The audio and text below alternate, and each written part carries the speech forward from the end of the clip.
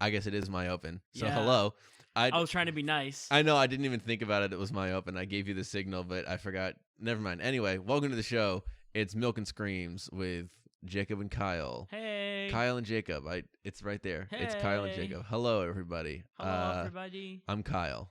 I'm Jacob. We did it properly at least one time, so we can say we did never that have in to the do it bag. again. We literally never have to do that ever. Did we do that on the first episode? No. No, we definitely didn't. The way we started the first episode was really dumb. I can quote like the first 5 minutes of that episode because the amount of times I had to listen to it because I didn't know what I was doing yet with the audio. I could quote that first 5 minutes of that first episode with that, hey guys, and the little laugh that happens. Welcome to the first episode of Milk and Screams, a new podcast with us, your boys. But who are your boys? That's a great question, Jacob. Well, first episode. It's only been some amount of months and we're already embarrassed. Yep. Already. Anyways, welcome to the show. Hey guys. Today we have a topic of conversation about gullibility. Being gullible, little gully boy. Kind of our personal takes and or experiences of our own gullibility, and a little bit into why a person might be gullible to in an extreme sense or in a pretty tame sense. We're gonna talk about it. Maybe you fall into the gullible category, or maybe you fall into the not at all gullible category, whatever that word would be. Yeah. I don't know. I don't know why this was on my mind this week, but it definitely was. I felt like I had to just talk about it because I don't have that. I don't know. We'll talk about it in a second. But first, a hypothetical question. Okay. If extra lives were a thing in the real world, how would we get them? How would we get them? By doing what? If Mario jumps through a block and gets a mushroom. Okay, I see. How would we get them? I see. So, okay, so not as in terms of what would we do with the extra life or how scientifically it would work, just like what would we have to do? Mm-hmm. I see. Yep. That's an interesting question that I certainly have never thought of. And I'm glad I didn't prompt you beforehand because I can get your genuine reaction. I have an idea.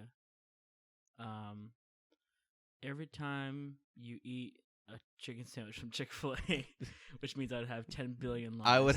I would be immortal. No, I'm just kidding. It has to be something achievable, but also, kind of. I think you would need to make a significant jump in a car. I think a jump in a car would suffice. Like if you land it and then you're like, cool, extra life for you. Because it's not because it shouldn't be something that you can get super frequently. You have to seek out that chance to go get it. In terms of us real life, obviously Mario is a different story than us. Right. But I think it'd have to be something that you'd have to seek out that opportunity to get the extra life. And it'd have to be something just not super easy to do. Okay. I like that concept, but the car jump doesn't make sense to me. How would you jump your car?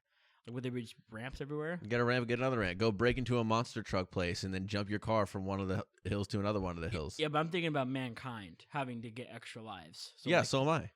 You're the act of you driving and jumping the hill is you getting an extra life as a human. Correct. I'm thinking about everybody though. Monster trucks probably don't exist in, I don't know, Kamchatka. So I'm thinking all right, is it a berry we eat, or is it how many miles we run, or I'm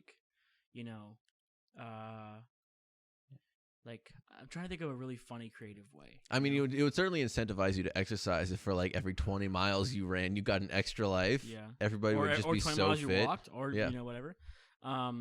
What if it was I don't know. It's hard because I like the question because it makes you think about because obviously there's oh, you just eat an apple. That's obviously a simple. Of course. But what would be an achievement, that everyone could achieve if they wanted an extra life? I don't know. That's gonna be nothing. I don't think there's a single thing that everybody would ever have the option for. Right. I'm just saying I'm just trying to think if I was a video game character, what would I need? What would be accessible to me?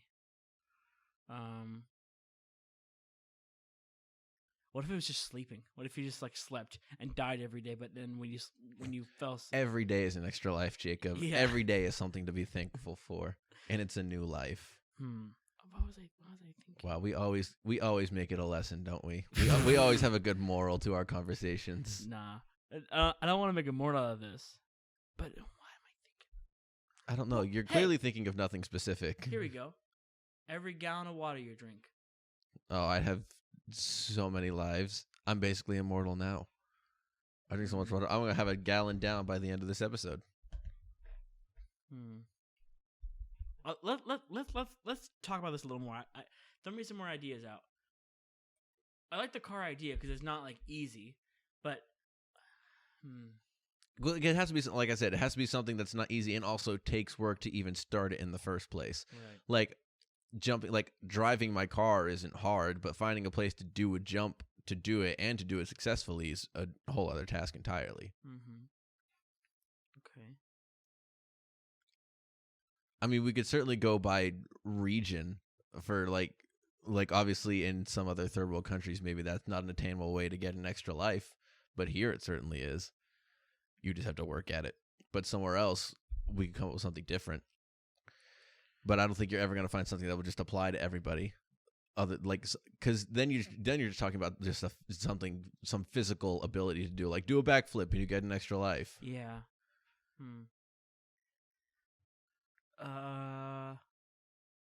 Which I mean, I could do that. I'd be down for that. It would incentivize me to learn how to do a backflip finally. Right. I got really close one time, but I never learned how to do a standing backflip. I can't do a backflip. Not even close. But this would incentivize you. What's the best incentivizer?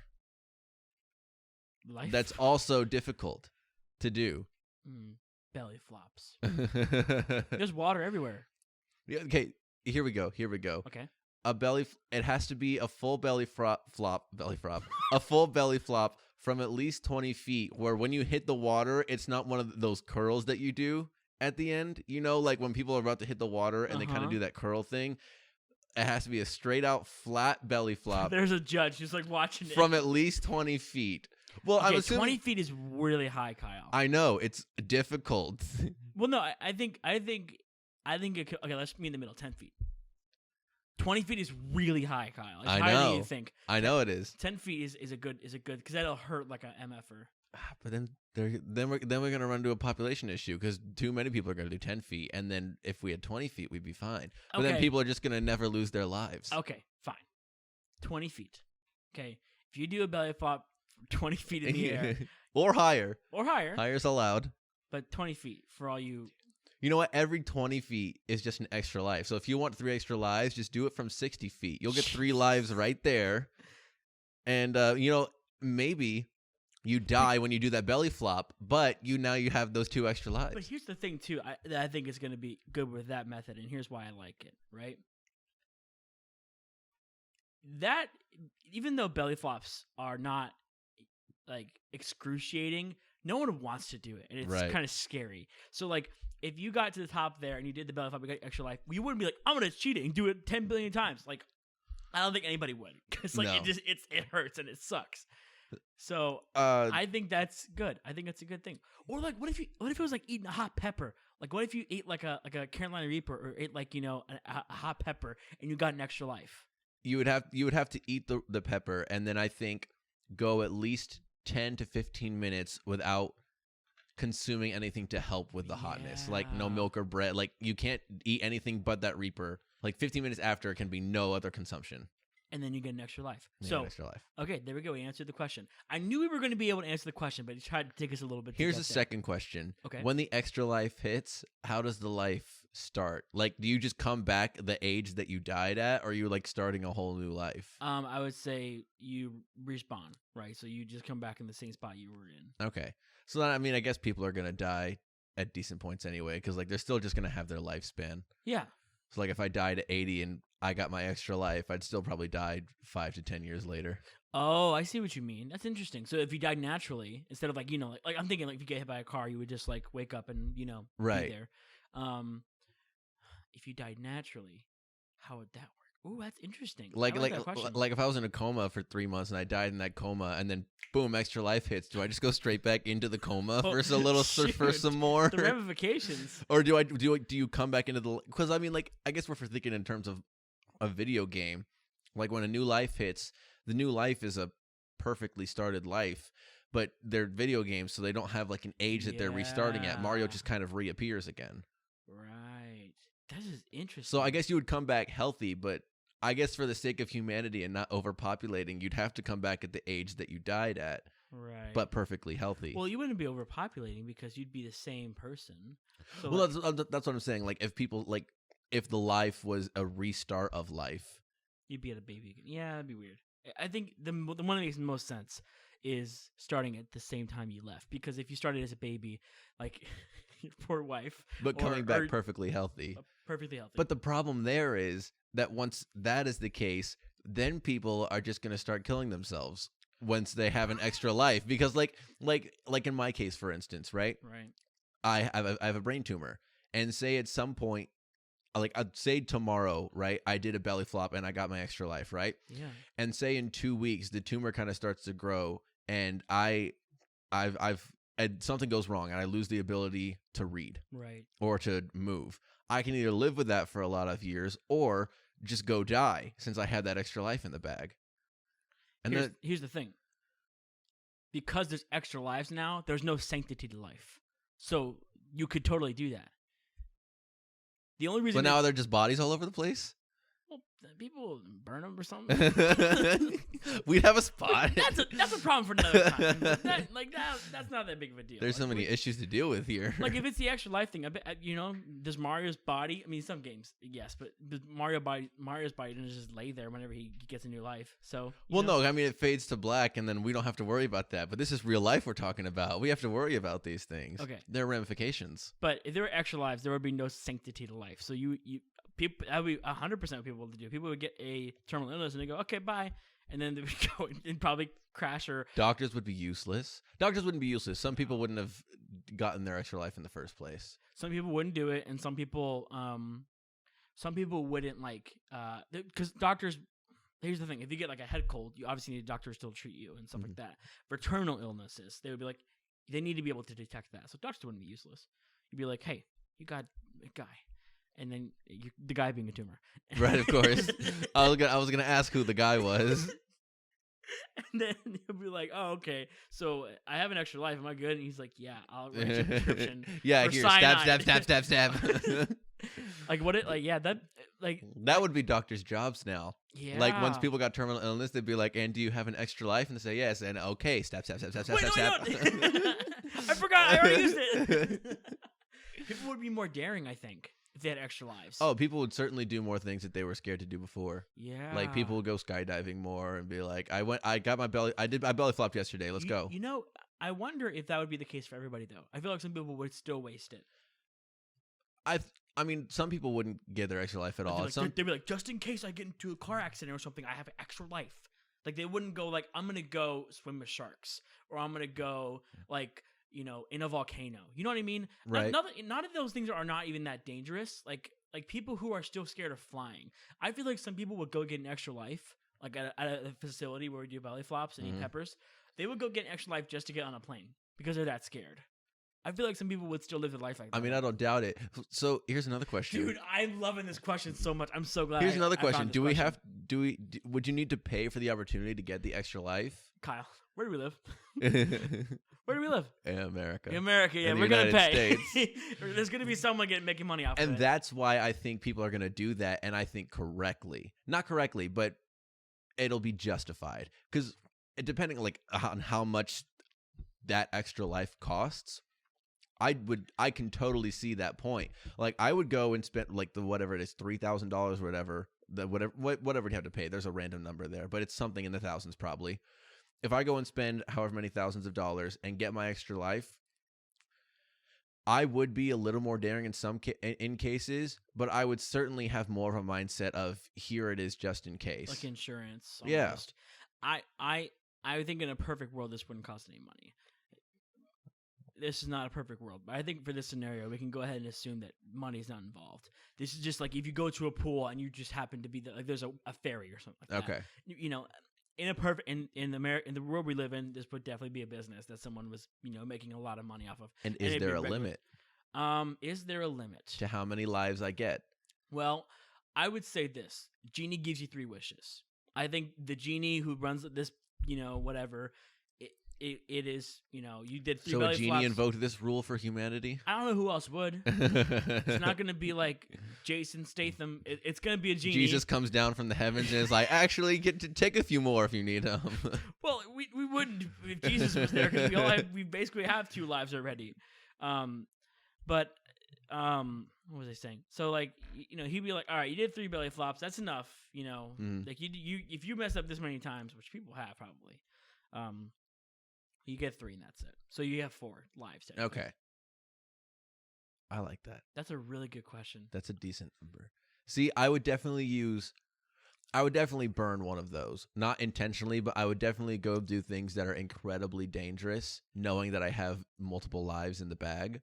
Everest. And then once even Everest, like there have been people that have died on that, sure, but more people have completed it than not. But like something that I have no experience in and just go for it for no reason. Like throw me on a motorbike and put me at the top of a mountain and just ride down it. Right. Just to feel the rush of that. Like put me on a mountain bike on some really skinny trail on a mountain that professionals ride all the time and just throw me on it and see what happens. I would do that. Maybe I get really hurt at the end of it. Maybe I would just kind of survive all the way through and I'd still have that extra life in the back. But once I got down to 2, I'd probably just go back to normal life, kind of be more conservative. I just looked it up because what you said kind of struck me, but I guess it doesn't really make that much sense. Dying on Everest, there's 1% chance you die, which is a lot less than I thought. I know a lot of people have died on Everest because a lot of people have climbed Everest and died, and it's a huge issue because there's no funerals up there. They just kind of die, and right. Their waste and stuff is preserved. People there's just preserved bodies on Everest all over the place. Yeah. There's this one specific bridge that you have to cross that I think is the most. It's the most fatal point of Mount Everest. It's a smallish bridge, and people always fall off of it and straight into this ice crater. Right. But never mind. I just heard you say that, and I was like, Yeah, it's not too high, but I would certainly do. I want to do Everest without extra lives. Yeah. I just saw a notification. Never mind. Okay. I think we can start talking about gullibility now. And honestly, I want to talk about first why I brought up this question. Okay. Because there was a situation that happened between us that I want to talk about. Yeah, let's talk about it. We haven't talked about it since. No, I don't think we have. No. So I'm going to set this up for you. So we had a friend over. We were just talking on the couch, just having a good time. It was getting pretty late. And she suddenly said, "Oh, we're going to go play tennis." And for those of you who don't know, me and Kyle are very novice tennis players. We had quite the tennis stint. Yeah, and so we kind of went to the park back home and just played tennis a lot. That was just one specific thing we did to hang out quite frequently. Yeah, it was just so much fun. We used to do little trick shots, and we used to have this thing we used to do where we would insult ourselves as we hurled the tennis ball back and forth with our rackets. We would just yell the things we believed about ourselves that were negative while hitting the ball to the other side of the court. In lieu of doing a tennis grunt, we would be you have trust issues. Stupid. So, emotionally unavailable. So tennis became one of our things we used to do all the time. We used to bring a few people along, but most times it was just us. And that was one of our biggest, just friend things we used to love to do. So when we heard that, our eyes kind of lit up and we were like, oh, cool. But it's 10 o'clock. She's like, y'all have tennis rackets? And we were like, do we have tennis rackets? Well, do you have tennis rackets? It's the right thing because you have both of them. Right, but either way. Either way. So it's 10 o'clock at this point. And we're like, you know what? Why not? Let's go. So we went to this tennis court and they had a few of our friends that we met up with. And we played tennis for a couple hours. It was a lot of fun. 1 o'clock, we're getting ready to leave because the lights just went out. And we're kind of just standing around talking. And I forget what started the conversation first.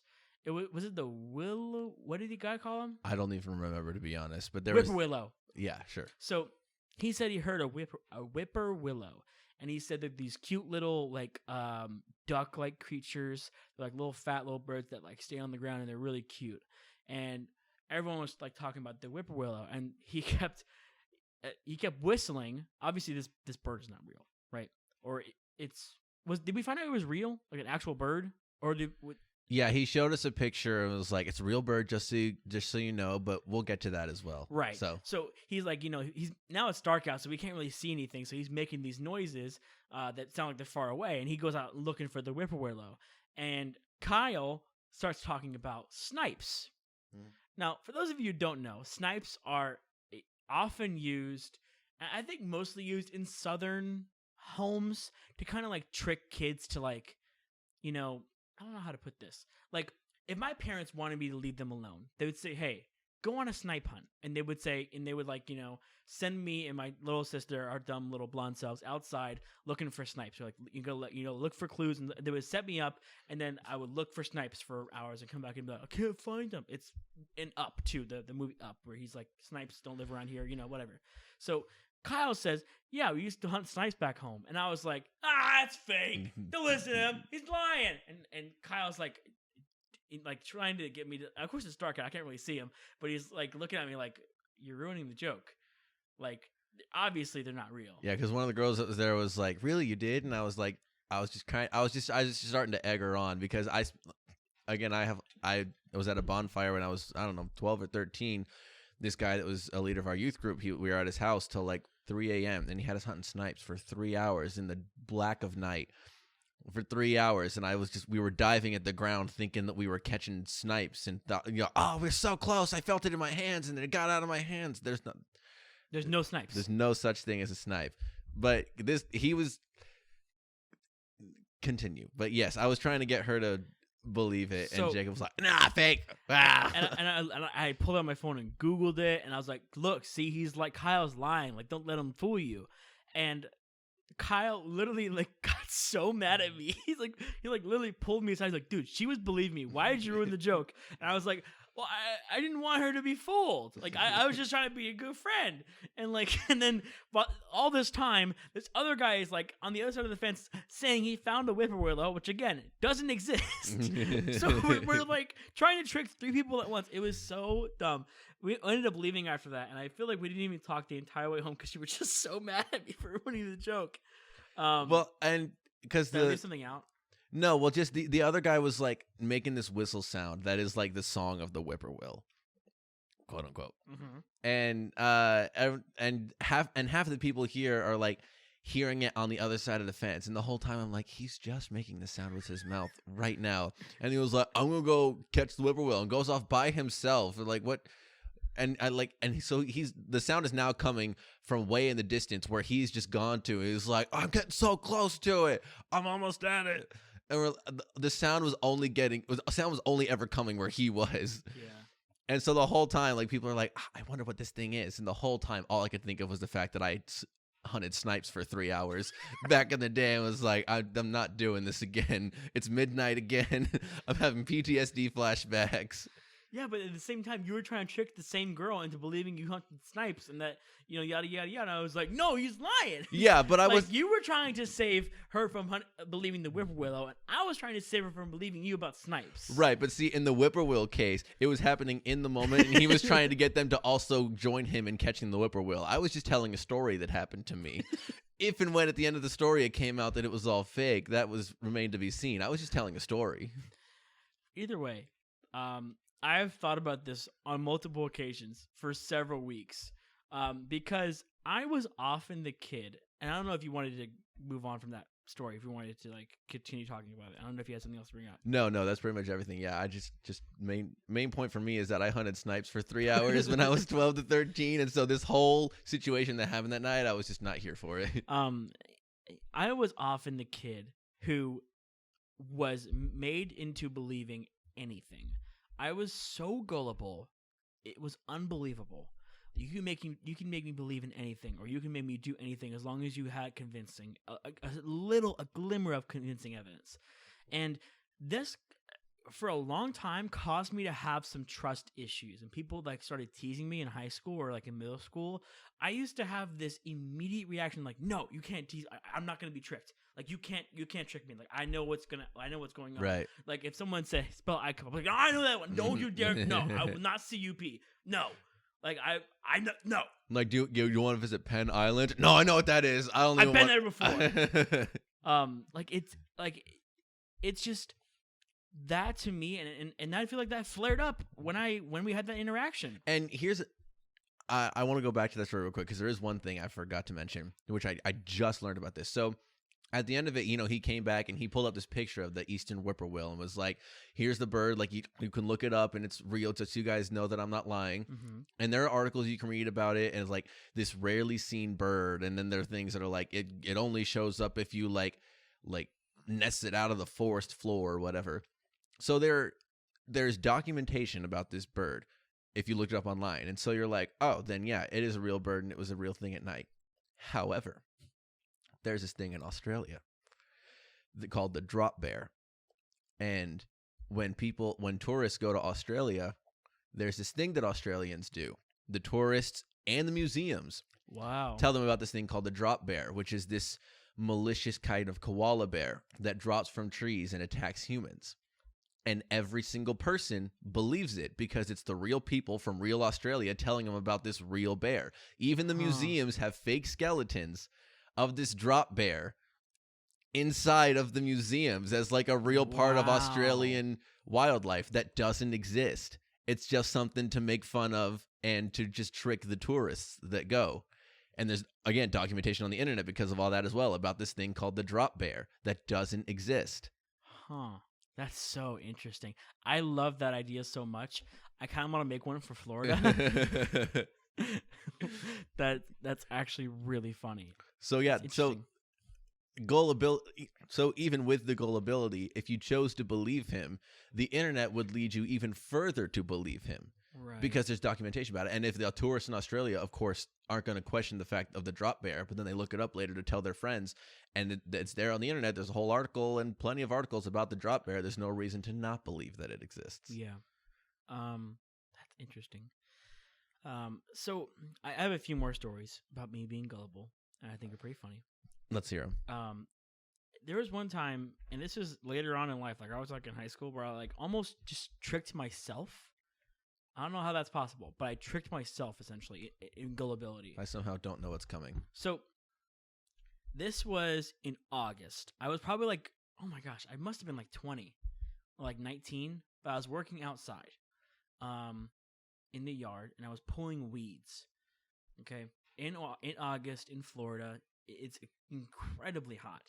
I must have went inside to take a break or something. But while that was happening, my parents were talking outside, drinking tea on the porch, and they threw their drink, what was left of it, the ice and everything, into the grass where I was weeding. And one of the ice cubes had kind of like melted around a root that was sitting in the ground.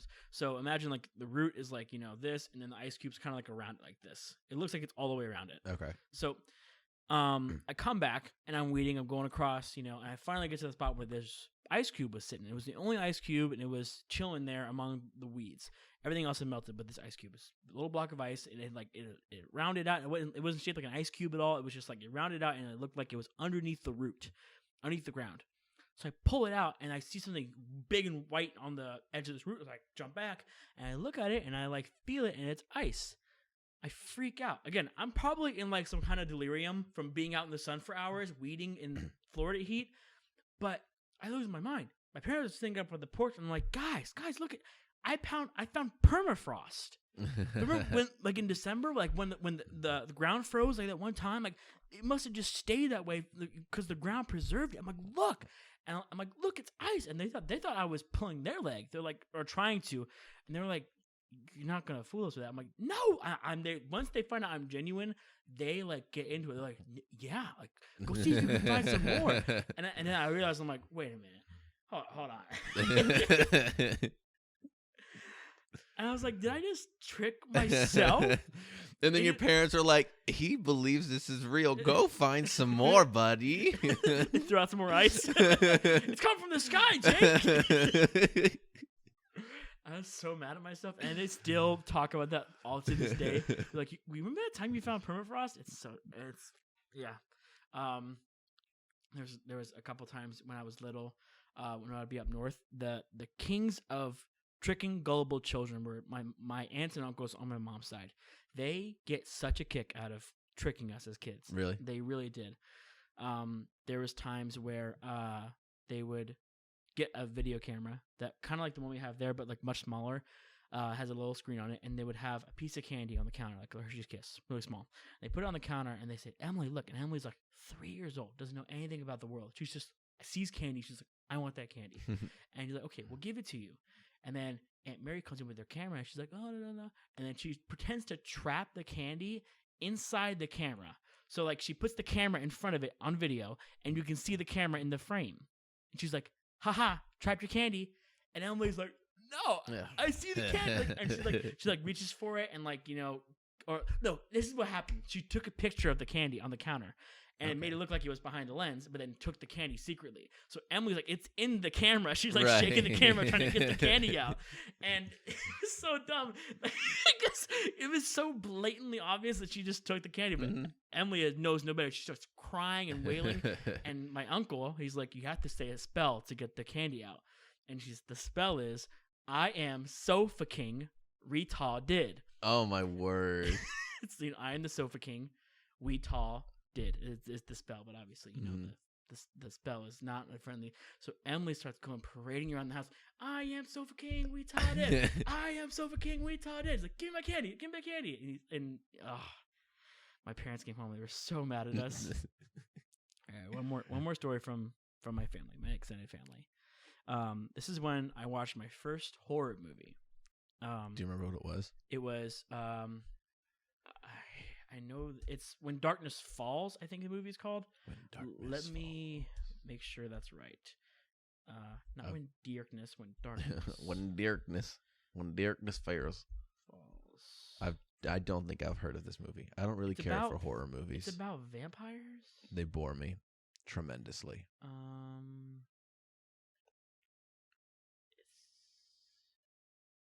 It's about this guy who it is this one.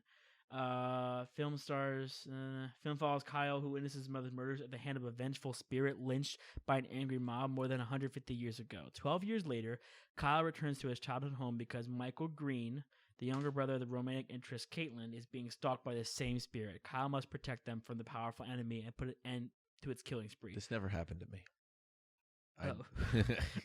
Kyle. So that's type of movie, and it has the really, really scary witch that only lives in the darkness. So basically, the rest of this life, this guy lives under fluorescent lights the entire time. You can't turn the lights off because he's scared of the spirit. So I watched this movie with my little cousin Eric, and I am scared poopless. Obviously, I was such a squeamish little kid who was so sheltered. I had barely watched Indiana Jones and Jaws. I had no frame of reference for scary movies, and they put this movie on, and I am terrified. They're forcing us to watch it. And my older cousin Connor's there too, which is probably the reason why I watched this movie in the first place, because me and my other cousin Eric are the same age. Right. And Connor leaves to go get something to drink, and then he comes back up the stairs and says, "Hey, Aunt Mary wants you guys to take out Lucy, the dog. Who's there." Lucy is also named after Lucifer. I just thought I'd throw that out there. And we're like, Connor, it's your dog. Why do you have to take it out? We're 10. We're children. We're scared. It's night outside. Sorry, I had a burp. And then he's like, and Mary wants you guys to do it. And of course, me being the goody two shoes, I'm like, yeah, I'll go take out the dog. I'll do anything. I walk down the stairs and with my cousin, and we take out Lucy outside. All we have to do is open the back door and sit on the porch and watch her poop, right? So we're back there, and Lucy walks out, and my Aunt Mary comes around the corner dressed up as something akin to the witch in the movie. Okay. And goes, rah, and scares us. My cousin and the dog book it towards the woods, start sprinting away as fast as possible. I turn around, and I deck Mary in the face. Boom! I was like 12 years old, so I must not have hit her that hard, but I just started punching. So I think it's like Connor or my other cousin Mike or like someone, stupid. Or a witch. Or a witch, exactly. My immediate reaction was just to punch immediately. And she's like, Jake, it's me. And I was like, I gave her a little shiner like right there in her eye. It was, I don't know. But I say all that to say this, like I have been just tricked and played on all my entire life. Like just that has been my thing. It seems like. So whenever I see someone who could possibly get duped, or whenever I feel like myself am being duped, I get so defensive and so I feel like I have a target on my forehead. Like I'm the person you need to trick. So I want to kind of like dive into like why maybe like this part of like why I have some kind of trust issues, or if I have trust issues, or if I still have some of that kind of today, if I can still be tricked. I think personally, if I was in your shoes and I had multiple instances where I was made the fool of something, some sort of gullibility, I think at this point, like in that tennis story for instance, if I was in your shoes and I saw me trying to trick Sarah, my brain, after going if I had been what you went through, would be saying, finally, I get to be the trickster. And I would have just joined in. Yeah. Because that's how my brain works. I would have been like, haha, no longer am I the target. I'm the targeter. That's how a lot of people's brains work. I feel like that's how my uncle's and my cousin's brain works. They were tricked when they were kids, and now it's their turn to be the trickster. Sit at the adult table and do the thing. Right? Yeah. That makes sense to me. But I have never wanted to trick anybody. I've never wanted to just be like the one, and maybe I have in the past. Like I do it sometimes with Trevor. I do like playful little things. Like Rhett talks about, like from Rhett, like he's like, I only tell lies to my children. Like, when they were much younger. Like he's like, what do they know? What do they know? They're gonna, they only trust me because I'm their parental figure. But I tell them lies, like shadows are all your, your sins or whatever, Yeah. like those kinds of things, because it's not really gonna matter, hopefully. Like if it's nothing crazy, like, your kid goes to school and tells, his friends about it. Mm-hmm.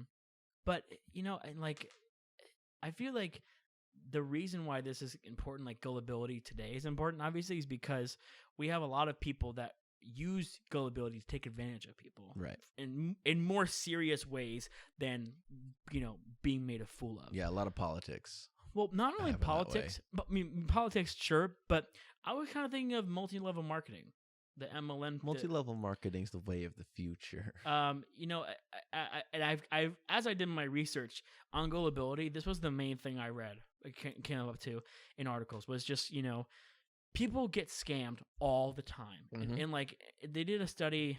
Let's see if I can find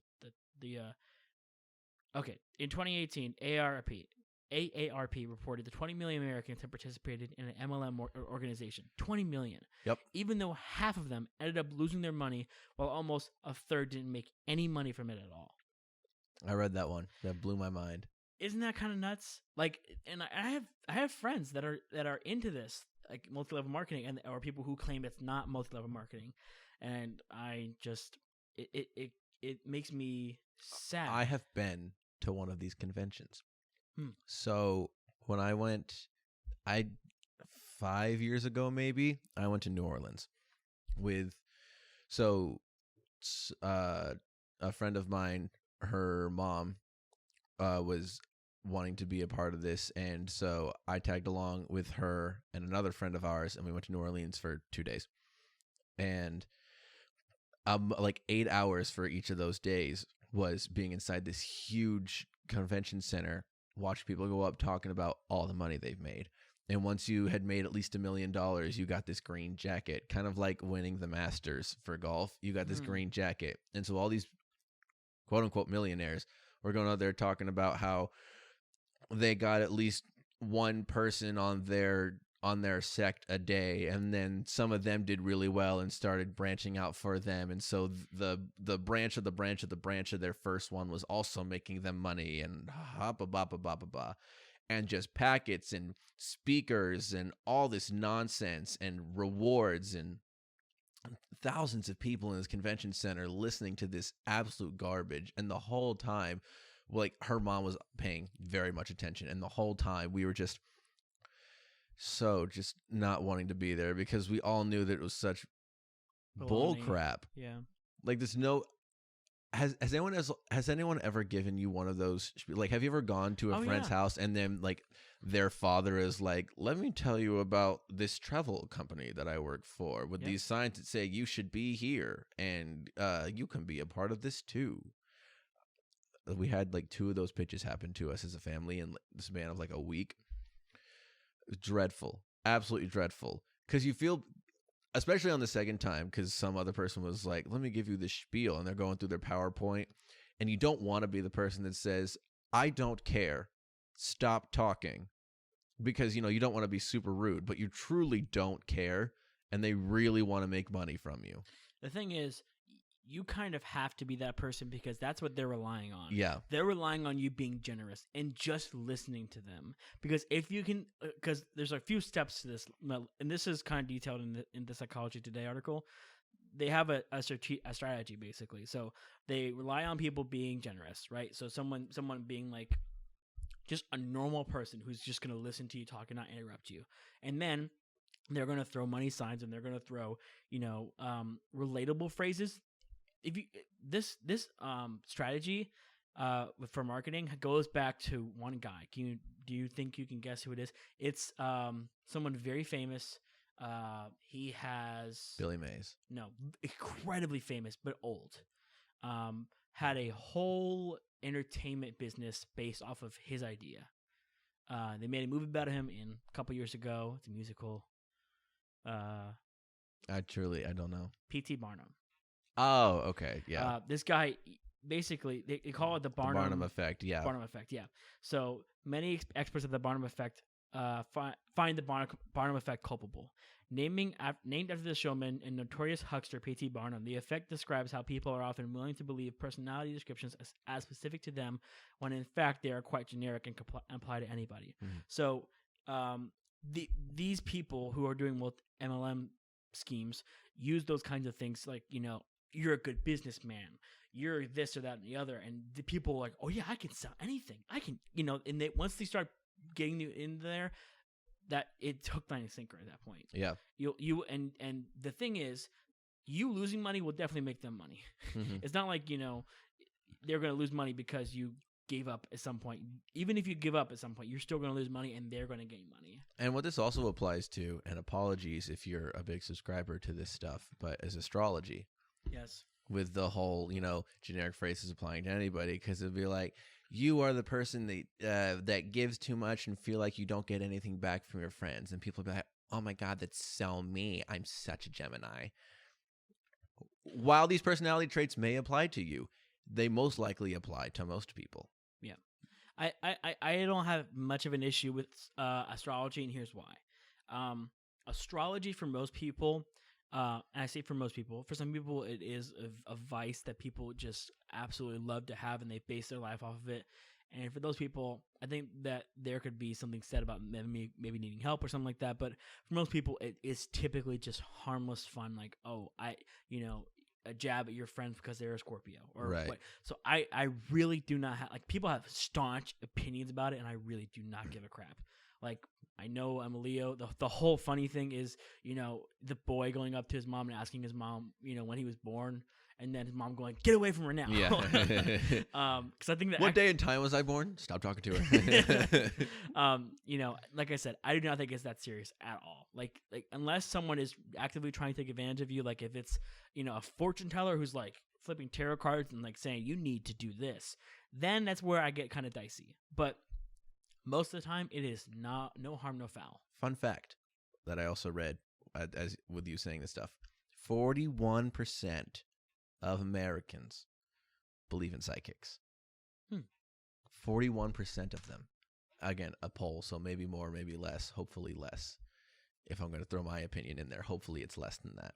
But about 41% of Americans believe in psychics. There are some people who I think can have intuition abilities. I think that's easily possible, but I don't believe every psychic is it can easily predict the future. But like I said, a lot of these people use these phrases that are generic, that are, the Brian Regan bit we always love to quote, about psychics. What was it called? The New The England epitome of hyperbole. Yeah, I know the special, but I'm just thinking about the psychic he was directly quoting, basically. Like, it was like I don't remember. It's not important. But that whole bit is really funny. Love Brian Regan.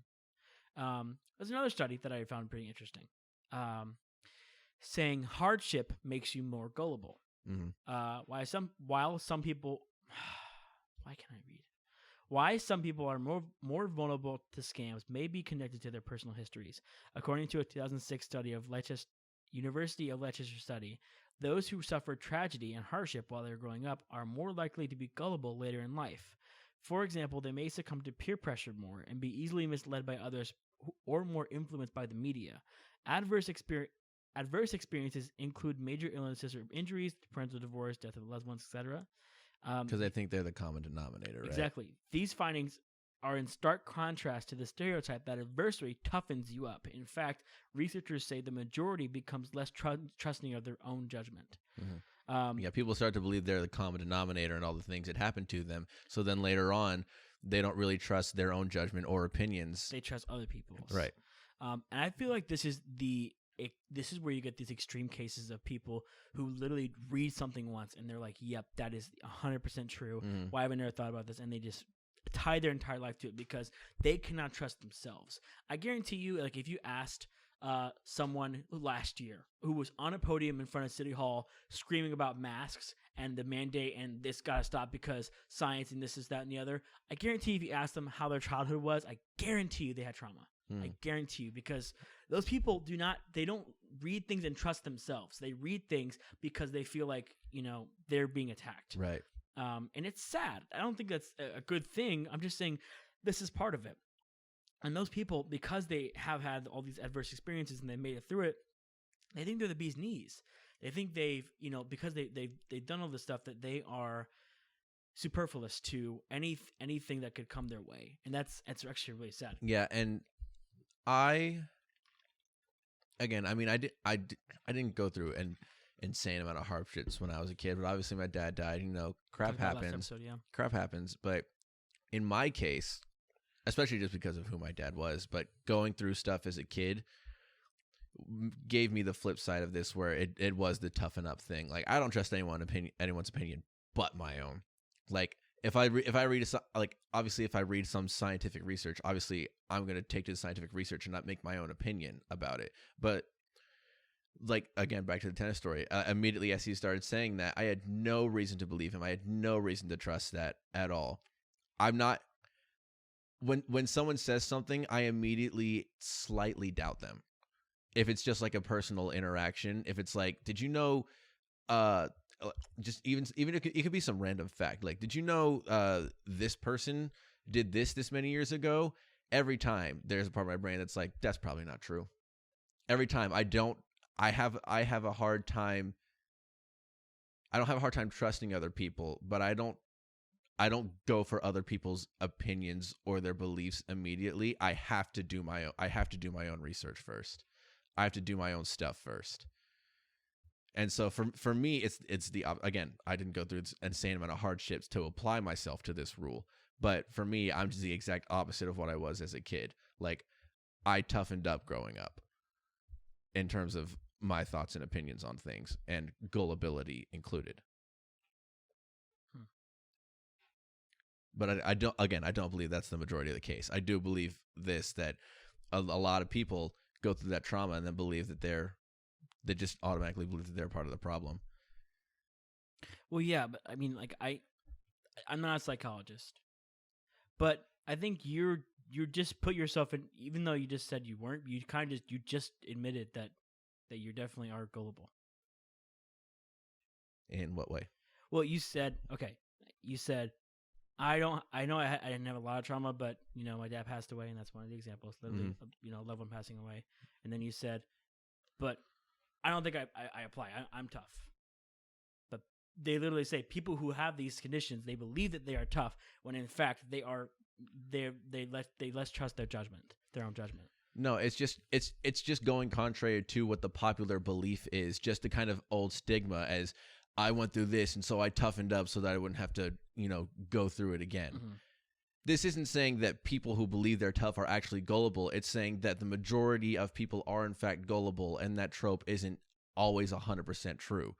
I just don't think that I fall into that majority of the gullible thing. Okay. Is all I'm saying. I see what you mean now. Okay. Because I wasn't really ever tricked that much, because I'm a very intuition based kind of person. And part of that is just always believing myself more than someone else. Again, this isn't applied to just having a normal conversation and having trust issues. Just in terms of, if I think that someone is incorrect or that I think that I'm being tricked, I'll immediately just assume that I am correct in thinking they're incorrect more than just believing them. Does that make sense? Yeah. I guess I'm thinking about it from my perspective. I'm always wrong, so I can't. I literally cannot trust myself. So I'm thinking, if I had to do that, if I had to trust myself, I'm literally always wrong. So I don't know how I would do that. Right, and see, that's the point I'm trying to make, because I'm not going to say that I'm always right, but that is a line that I love to use all the time, because the majority of the time it's true. So I just immediately assume that I'm right about something if I think somebody else is wrong about something. Now I'll willingly admit that I'm wrong if I do find out that I'm wrong. But if someone tells me that I'm wrong without anything other than their words, I'm just not going to think that I'm wrong yet, which goes into the gullibility thing. This is part of me just thinking that I'm right about things than more other people are the majority of the time. But that also kind of goes into the gullibility thing as well. Like, I'll just believe myself before I believe the person. Yeah. So, since you are kind of the for lack of a better word, trickster type, I want to get your perspective. Why do you hate us? Why do you hate us gullible people? I don't hate gullible people. No one. I don't hate anybody. It's just, it's fun, And I wouldn't say that I've ever really tricked you in the most, and just taken advantage of gullibility in terms of making you believe something that's just false. I'll scare you every now and then. Yeah, but that's not gullibility though. That's right? Yeah, but anxiety. Okay, again, we're just gonna go back to the tennis story, because it's kind of the best example for all of this. Sarah was kind of believing in this whole whippoorwill situation, It definitely right? was. So my brain, again, was not your brain that was, I need to defend her because I was tricked before and I think nobody should be tricked. My brain was, I was tricked and it was funny. Now I want to trick because it would also be funny. When she realizes she's been tricked, she will most likely also think it was funny and will have a laugh. And so I was like, you ever hunted snipes?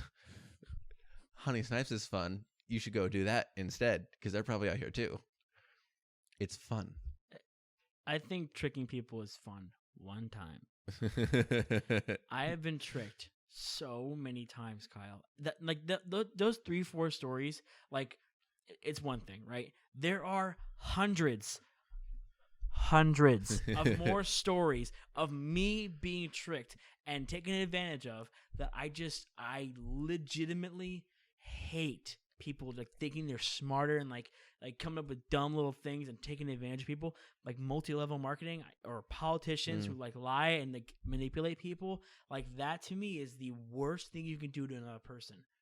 It is horrible, and It's certainly horrible when it has actual physical ramifications. Absolutely, but so seeing someone like that, it's just harmless. It doesn't make any sense. I immediately just get a red flag goes up in my head, and I have to say something. I have to. It didn't even cross my mind that they were trying to trick her with the whippoorwill. It didn't even cross my mind. I was like, oh, okay, cool. And then you brought up snipes, and I know those are fake. No, he's lying. He's making fun of you. Well, I think what's fun is that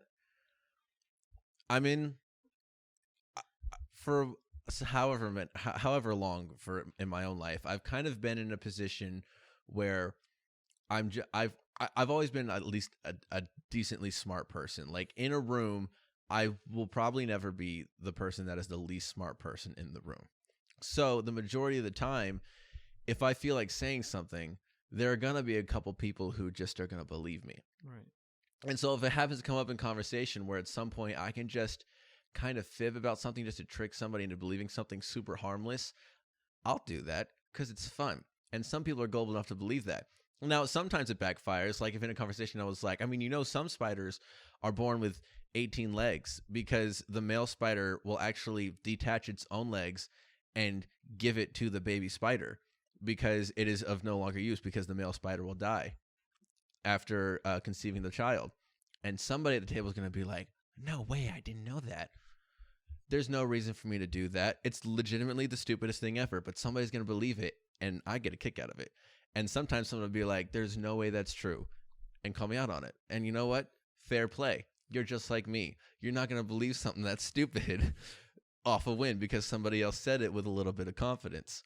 Fair play. But it's just fun. Yeah, I mean, it wasn't very fun whenever I called you out on it, was it? You were like, Jacob, it's a joke. And like you got really mad. I only got upset because I didn't expect you to try and ruin the joke because weren't you also there when we went snipe hunting? Yes. Yeah. So I didn't expect. Was that fun, Kyle? Yes. It was hilarious. At the end of it, I'd never laughed so hard in my life. I spent 3 hours diving at the ground for no reason, and I thought it was hysterical. So I honestly thought as I started that you were just going to kind of play along and just join in the joke because we had this commonality where we've been snipe hunting and we could have made someone believe it. And then you were like, no, they're not real. He's tricking you. That happened to you again one time. It has happened to me so many times. I feel like I've been on a billion snipe hunts and that I've just been railroaded. And I don't want to sound like a pity party, but it sucks. I don't like being tricked. I don't like being made a fool of. I just been. I can think about all the bus rides to school where someone was telling me something stupid, and then I was like, "Really? They're real?" And I would believe them, and then they would get tricked later on. Or there was somebody on the bus one time who like said, "Dude, let me put my hand on your face," and I was like, for what reason? And he was like, let me do it. And he put his hand on the side of my face, and someone behind him, me on the bus, just smacked my face into the window. I was like, what was that for? Come on, that's hilarious. Kyle, it is funny when it happens to you one time. Like, that's the only time. But after being tricked so many times, it just gets so old. I hate being tricked. I hate it. And again, it was not like I was like purposefully like your joke sucks, I'm gonna ruin it. It was like involuntary almost. Like I was like, please, I need to warn you, do not. Like, I feel like I was, primal instinct kicked in. And I felt bad afterwards, of course, because I didn't want to ruin the stupid joke. But I don't know. I also was getting more frustrated because at the time, at that moment, you were also super believing of this weeping will thing. And the whole time, I was just also trying to get across to you that is also not real. Kind of in an attempt to help you, but also just kind of an attempt to realize that he is not correct here. I am. Realize it quick before I punch you. Yeah. I think all people are obviously at least a little bit gullible always.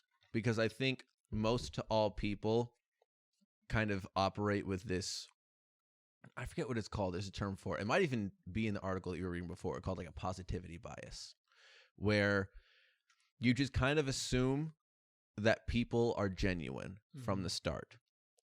And there's no reason not to. Again, this kind of doesn't, with multi-level marketing being around for so long, kind of everyone is privy to the fact that it's all a scam. But you'd be surprised. I would be surprised. I truly would. But the majority of the people that I associate myself with, at least, are at least privy to the fact that... Yeah, you go to a university. A really good university. It's hard to get into. It has a lot of smart people live here. There are people who I thought were so intelligent, and they do multi-level marketing now, and they have degrees. And I'm just like... So, I mean, but like aside from something like that, most like I said, most all people kind of just assume that people are genuine from the start, which is another thing. Like you would have believed him about this. I forget what this bird is called now. Whippoorwill. Yeah, because you really had no reason not to believe him. There were noises At the end, and the whole time I was like, they're coming from him. But you really had no reason not to believe him. But again, that goes to him and I being, I guess, somewhat similar in that it's just fun to trick people. And at the end of it, hopefully they get a laugh out of it. Maybe they're a person that just really, truly doesn't like being tricked and they get really mad at the end of it. That would kind of suck. But also, it was just a little bit of fun. So am I at fault for tricking you, or are you at fault for overreacting? That's a whole other question. I think we're kind of both at fault. But obviously, if I'm stupid enough to believe it with or will, I'm at fault. But I think equally, you insisting that snipes are real, trying to just, you can't let one guy trick you. So you're like, oh, I got to trick you. You saw snipes. Like you couldn't let him have the spotlight for Whippoorwill and just like gone along with it and like, yeah, I hear Whippoorwills have purple feathers. Like, you know what I mean? I don't know. I just thought of a question. Okay. That I'm not sure if I want to ask. Okay. Because the implications are kind of scary. I just need to look at the article real quick. All right. Well, now you're terrifying me with this question. Unless it's not a real question. You can't trick me. Is there a question or not? Is there a question or not, Jacob? You know what? I'm not scared. I changed my mind. I'm normal. Is religion an MLM? No.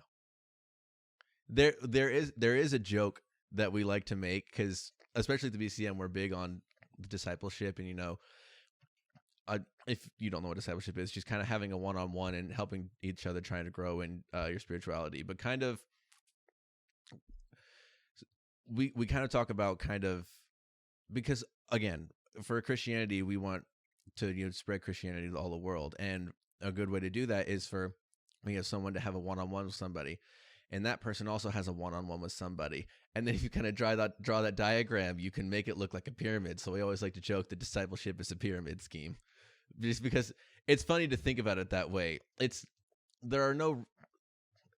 it's obviously kind of bad to frame it in that way, because pyramid scheme obviously has that negative connotation that is with it now, and that it's negatively affecting people's lives and their financial situations and what have you. So it's not the correct correlation, if not only for the connotation, but no, religion is not MLM, but we do like to poke fun at ourselves and make that joke. Well, this is why I say that, because a lot of people who are critical of religion, they often draw the distinction between cults and religion and modern religions nowadays. Right. They say cult plus time equals religion. That's basically the idea, right? And cults often use the same kind of strategies as MLMs. They reach people at a crossroads in their life, people who've had trauma like they had before. They use phrases that are, akin to, what we were just talking about, the Barnum phrases, right?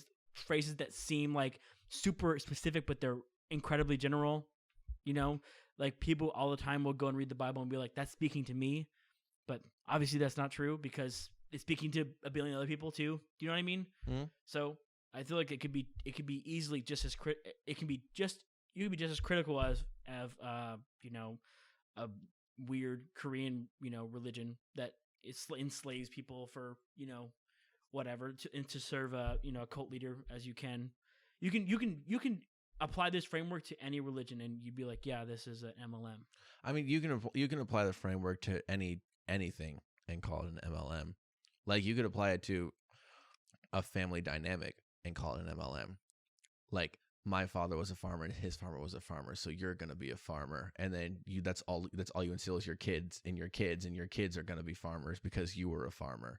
Like, I feel like that's completely different. I don't think so. How? Why is it different? Well, no. Why'd you bring up like family lineage? It's because I'm saying that you can apply the same dynamic to anything and draw the correlation, but I don't believe that in any of the cases that you can draw them correctly to the same and then call it akin to MLM. You can put the framework around anything and be like, oh yeah, that kind of makes sense, but none of them are the same as MLM.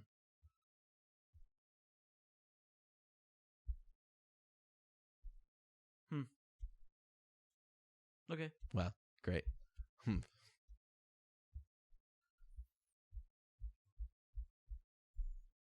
I don't think you just made sense there. Say it again. Maybe I missed something.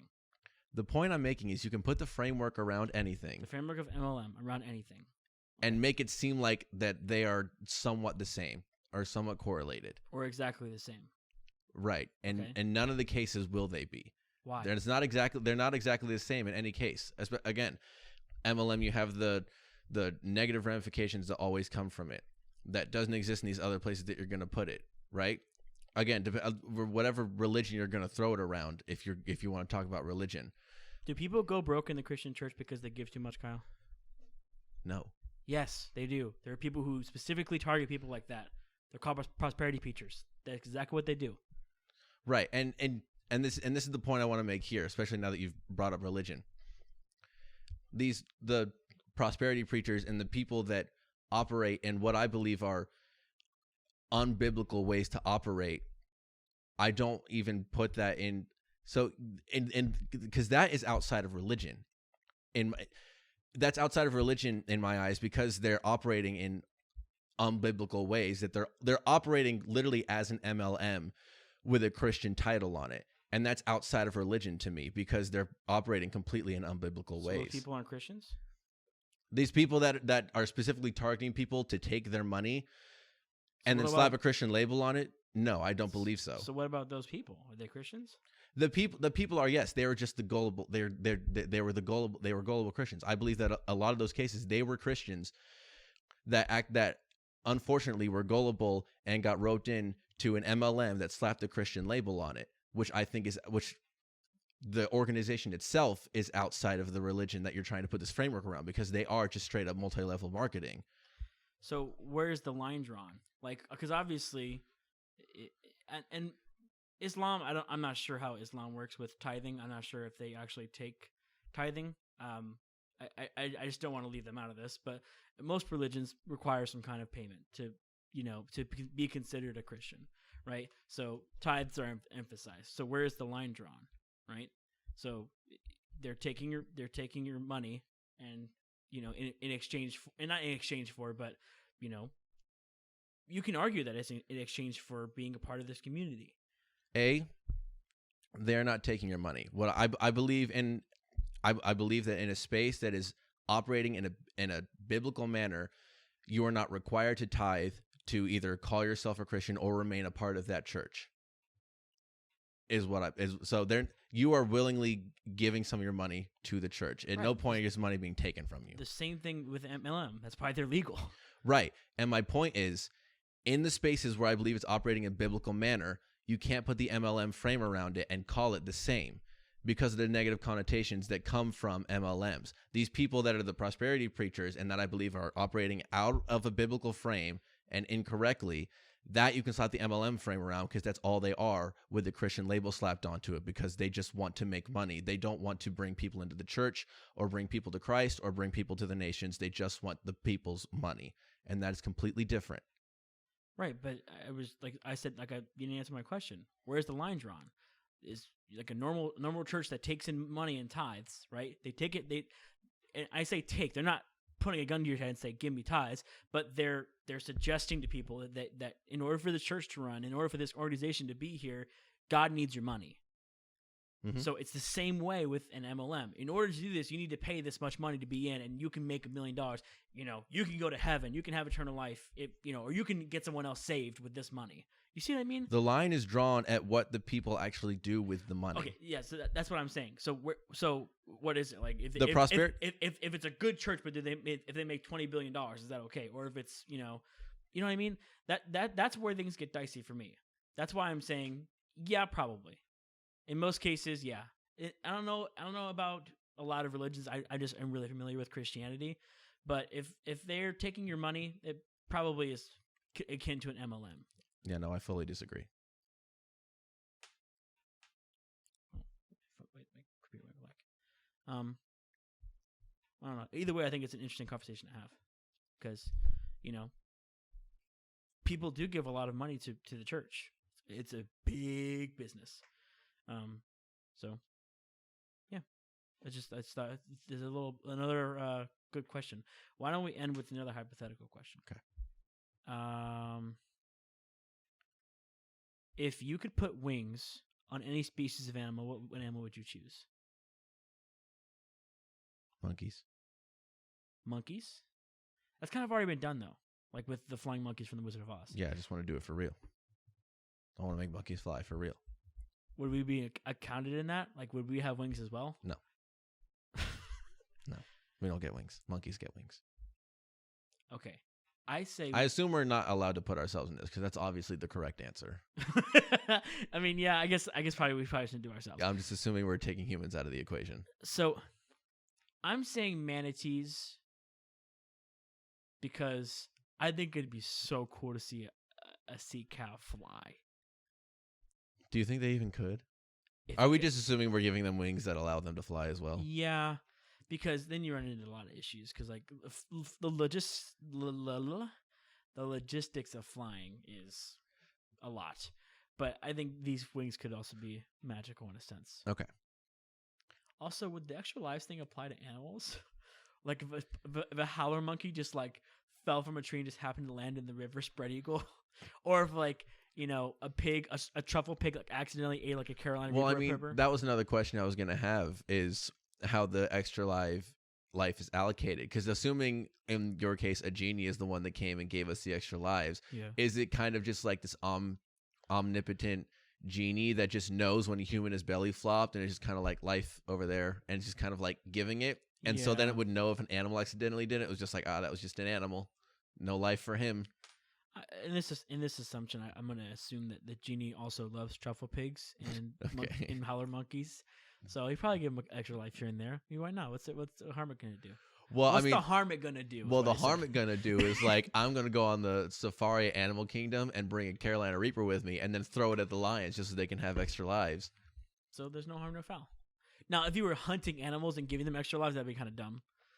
It just like for the sport.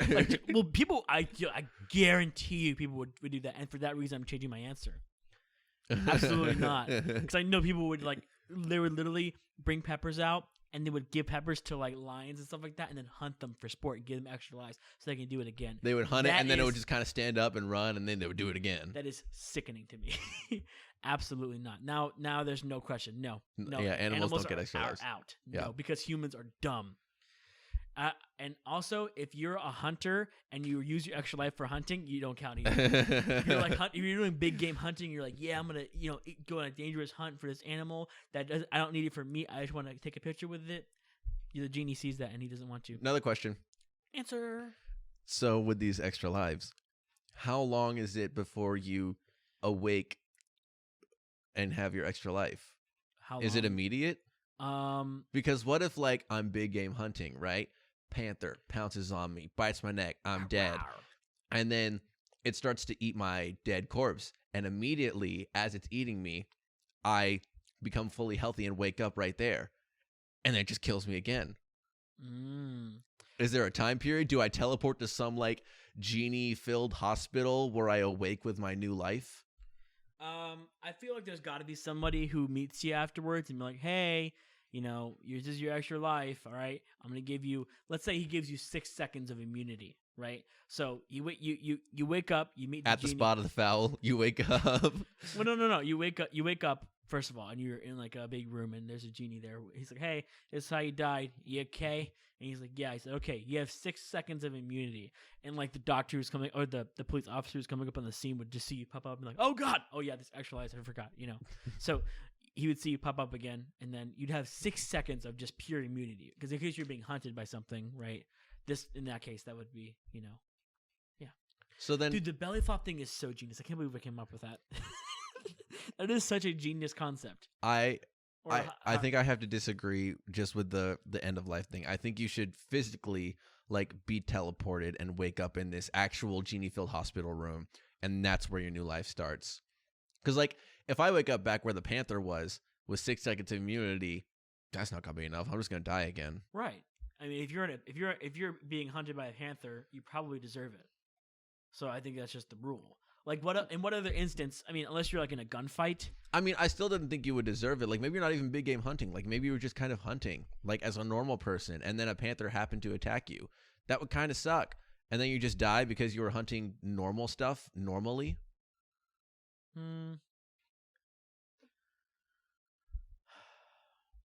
I think you should be teleported to a genie-filled room Okay. physically, Right. and that's where the new life starts. So what happens there? Like where do you go from there? Again, it's all magic. So you go there and you wake up and you're like, oh, my new life starts, and you teleport. And there's some genie in there that's like, do you want, like, where do you want to go to right now? Like, we'll take you from here to one spot, and then just kind of keep going. Like, take me home. I'm gonna go home, reset myself. Gotcha. Maybe at some I don't have a problem with that. Maybe at some point I'll go back out of those woods on my own terms to try and get the equipment that I left there after I died, if I feel like it. But if I don't, whatever. I lost. We're making excuses for good hunters. I lost some equipment. I'm saying in any case, I died in shark-infested waters. Like I was swimming and I got bitten by a shark. Or you get like cement shoes and you get drowned at the bottom of the ocean. Like, you respawn in the bottom of the ocean. You have to swim up. Yeah. Okay. I'll give it to you. That's a good plan. When are we gonna hire a genie to do this? I don't. Do you have one on call? No, but I can get one. Dude, that'd be amazing if we just had extra lives. And we're limiting ourselves to 3, right? 3 belly flops or 3 peppers. I kind of want to think about what specific things I would do while having these lives. Next episode, we'll talk about it. Talk about what we would do with extra lives. Yes. What things maybe we're a little scared to do now, but if we had extra lives, we would just kind of go for it, Yeah. Let's do it. I also have another episode idea that I'll talk to you about in a little bit. But with that, I think we're going to probably call this one a podcast. You can go ahead and slam your gavel again. Episode 22. We got to the episode of us, the age of us. That's true. It's 2 22-year-olds given the 22nd episode. Hey, we didn't drink last episode because I guess not. We forgot. No, we got. I mean, I wouldn't have anyway, but we just forgot to even mention that we're legal now. We're legal adults. so hit us up if you want to go to the podcast club and drink it up. We're allowed to now. That's what we can do. Okay. We can go physically as well, but yeah, I was about to say we can literally the go. podcast can go now too. It gets to tag along. We'll bring our mics. That's what happens. You get the 21st episode, and anytime we're invited anywhere, we have to bring our equipment. Exactly. All right, guys. We'll talk at you next week. Have a good one.